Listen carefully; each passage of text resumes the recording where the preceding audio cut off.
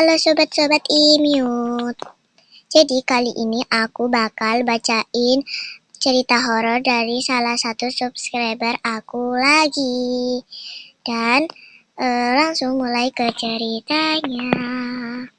Jadi waktu itu aku lagi ke masjid bersama teman aku. Berdua doang ya kak. Dan teman aku tuh udah pulang. Rumahnya agak deket sama masjid, tapi rumahku lumayan jauh. Dan aku beli jajan dulu tuh di warung. Setelah beli jajan, aku pulang. Dan setelah aku pulang, aku mendengar suara tik, tik, tik, tik. Kakak, sini dong. Aku pun merinding. Aku mendekati suaranya. Dan pas aku deketin suaranya tambah keras. Dan aku mulai merinding. Aku jadinya lari ketakutan.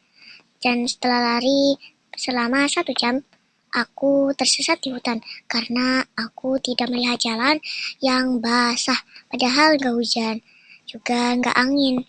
Dan tiba-tiba banget rumput dan pasir itu basah dan kayak lumpur. Padahal kan kering. Setelah itu aku pun meminta tolong.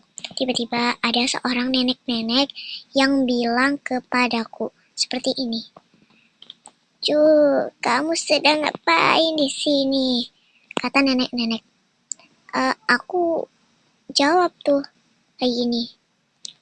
"Oh, Nek, aku lagi tersesat. Aku nggak tahu jalan pulang." "Emang kamu rumahnya di mana, Cu?" "Rumahku di gang di gang Telfos." "Telfos?" Nenek nggak tahu gang Telfos itu apa. Yang di gang jalan raya, Nek. Dan itu tuh ada di hutan. Setelah itu nenek itu pun pergi. Dan nenek itu berjalan ke arah suara yang berada tadi. Dan setelah itu aku bingung, kok nenek-neneknya malah ke rumah kosong. Aku pun mengintip dari pohon pisang. Nah, setelah mengintip, aku melihat nenek-nenek itu sedang membawa anak kecil yang menangis. Tiba-tiba seorang nenek-nenek itu mukanya menjadi seram. Tiba-tiba banget nenek-nenek itu menghilang, gak entah kemana. Padahal barusan nenek-nenek itu menggendong anak kecil. Dan habis itu aku lari ketakutan. Sampai keesokan harinya aku pingsan dan ditemukan warga.